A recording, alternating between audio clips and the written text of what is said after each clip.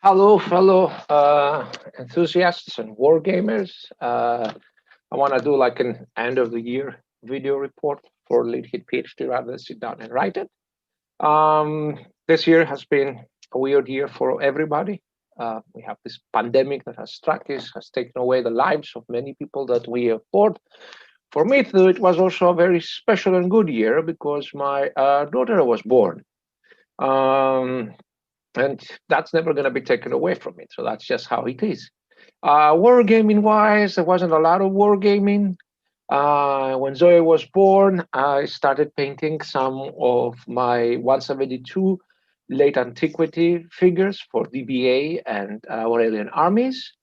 Uh, I played some board games and miniature games. I played DBA with my friend Nacho, and I also played Gallipoli 1915 by GMT with my friend Doruk and my friend Nacho.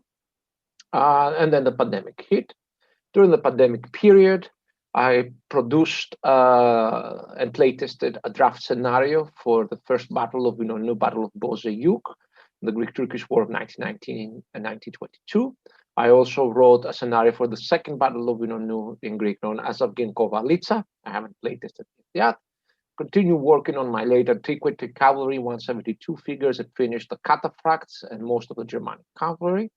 Well, my friend Nacho was able to persuade me to start a 28 millimeter English Civil War army, which my friend Augustin was very nice to buy to me as a present, and I owe him that, and God knows when I will be able to repay it. That was the big coronavirus project that finished. I prepared a scenario for the Battle of Kalpaki Grambala for Rommel. Built Iliada Game Studios MDF buildings, and wrote a draft scenario book called Wars of Homeland with scenarios for the 17th century for the Tertius, Libre Militum Tertius rules that we like. And beyond that, more wargaming. Not as much, unfortunately. Not as much. Beyond that, I played Brave Little Belgium a couple of times online with my good friends Doruk and Onur. Then we played, let me see, and then we also played by email a game of Rommel, which was a bit more difficult than I thought, but still that. Beyond that, I did a video presentation for my wargaming book, scenario book, together with Chris Pringle called Bloody Big Balkan Battles. And I did some work for my real job that you can find elsewhere. That's it. So not a totally lost year. Some gaming I got in. I was able to do a lot of painting, completing one project, and nearly completed the 172 Ancients. I'm almost done with everything that was on my lead pile. Next year, the plans are not very clear. I'll probably try to complete my DBA / Aurelian 172 armies. And then finish some 54 millimeter figures that people had sent me as presents in the past. Scenario-wise, I will continue the scenarios for the Greek-Turkish War of 1919-1922. The next one is going to be the Battle of Chavuz-Chiflik / Nashutel during the Greek offensive against Kütahya, Eskişehir, and Afyonkarahisar in June 1921. Probably some more scenarios built for Liber Vilitum. And I need to get down and work on those board war games that I wanted to do. But a lot of it depends on my job situation, and a lot of it depends on many other things, including my daughter. I do want to give you a small present in a way for Christmas. So I'll talk a bit about the big painting and uniform books that I have that I'm using. This includes both English speaking or not. Over here, we have a book that collects the painting collection of the Military Museum in Istanbul, Turkey.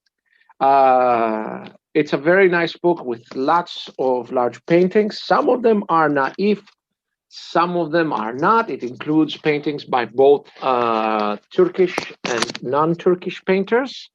And in general, I liked it. I mean, it's also very useful as a uniform guide. Similar to it is also this book, which collects the painting collection of the national palaces. So essentially, the paintings collected over the years by the Ottoman dynasty, especially after the Abdulmajid and Mahmud II reforms. Again, some military themed paintings in here, very useful for thing. Another book I really enjoyed getting is Conrad Crane's African Nights. This is one of the Foundry books, which are always worth their money, though sometimes are a bit overpriced. This one covers the armies of the Savannah, of the Sokoto Caliphate and its opponents, and I find it a very interesting book, a topic that you don't always get in the mainstream. This illustrated history of Vlad the Impaler and Dracula that I got in Romania from the Humanitas editions is really cool, really nice, very heavily illustrated. The text is also okay. Some cool battle scenes, siege scenes, really something that I suggest to people to get. A nice book. I got John MacDonald's Great Battlefields of the World as a present from my friend Amir. It's a dated book, but it's still a very nice book, especially if you're interested in getting, inspired, especially for battles in the epic scales like 6mm, 3mm, 10mm. Other books. Let's look over here. Osmanli Donanamasi, the Ottoman Navy, 1828-1923. This is a classical reference tome for the Ottoman Navy, the Ottoman essentially steam navy from roughly 1828 to 1923. It's by Berd Langensiepen and Ahmet Güler Reus. It's a really nice book. It's a bit dated now. I've heard from a friend of mine, Emir, who is actually a naval military historian, but still a nice book to have with a lot of information, especially technical information, historical information, lots of pictures, lots of diagrams. A really nice book to have if you're interested in the Ottoman Navy and its naval wars in that era. This is a book I got. I don't remember where I got it from. I think from the Nazviker collections. And I think the book was gotten from On Military Matters. And it's a translation of the work by Colonel Regenspursky on the Serbo-Bulgarian War of 1885. It is actually one of the few sources for the war available in English. So very good book, very interesting read. Over here we have Romana in Marele Razboi. So Romania in the First World War. This is a anniversary edition by the Romanian, Bucuresti, by the exhibition Romania in the Great War of the National History Museum of Romania. I actually bought it in the Army Military Museum. It's a beautiful book in Romanian and English, full of pictures, chock full of information. Really, really good, really worth a buy. Let me show you some of the other books I got talking about Foundry. This is one of my favorite uniform books, and the first one where I spent a lot of money, The Paraguayan War by Terry D. Hooker. Of course, they have the new books published on the topic, some of them very good color, but this still is a really cool, really thorough, really beautiful book. I highly recommend it in all of the Foundry series. Another Romanian book that I got thanks to my friend Constantinos, Armata Romana in Razboiul de Independența, the Romanian army in the War of Independence, as the Romanians called the Russian-Turkish Ottoman War of 1877, 1878, 1893, hardly Turkish. It's mostly in Romanian, with small, brief explanations of British. It's a nice, thorough book, tons of pictures, tons of photos, tons of paintings, and it also includes a color uniformology part, which is really useful if you want to fight this conflict and if you're interested in the Romanian army. Speaking of uniformology, memorabilia of the Balkan Wars by Vasilios Nikolchios and Yanis Milonas. This is a book published in Greece by the think, if I'm not, Logos and Icona for the War Museum, for the Balkan Wars War Museum. It's a really nice book that covers all of the armies of the First and Second Balkan War with paintings, uniform paintings made by Yanis Milonas. It has a great point of view, but in generally, it's a really good book until the Osprey came out recently. This was one of the best books, and it is still one of the best books to get on the uniformology of the Balkan Wars. Highly, highly suggested. You can get it from the War Museum in Athens. Speaking of Russo-Ottoman Wars, over here we have the book, The Serbian Army in the Wars of Independence Against Turkey, 1876-1878 by Dusan Babac. Published by Helion Company.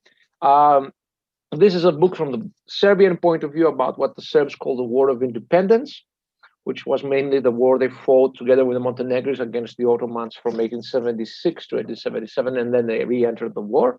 The text is okay. The translations are not very good. I cannot sometimes follow it through, but it's chock full of pictures and uniformology guides. So if you're interested in the Serbian army of the era and on the war, this is a great book. Let's continue. I got a recent gift from my friend Emir again, the uniforms of the French Foreign Legion, Martin Windrow, an old book illustrated by Michael Chappell. It's a pretty cool, nice book if you're interested in this.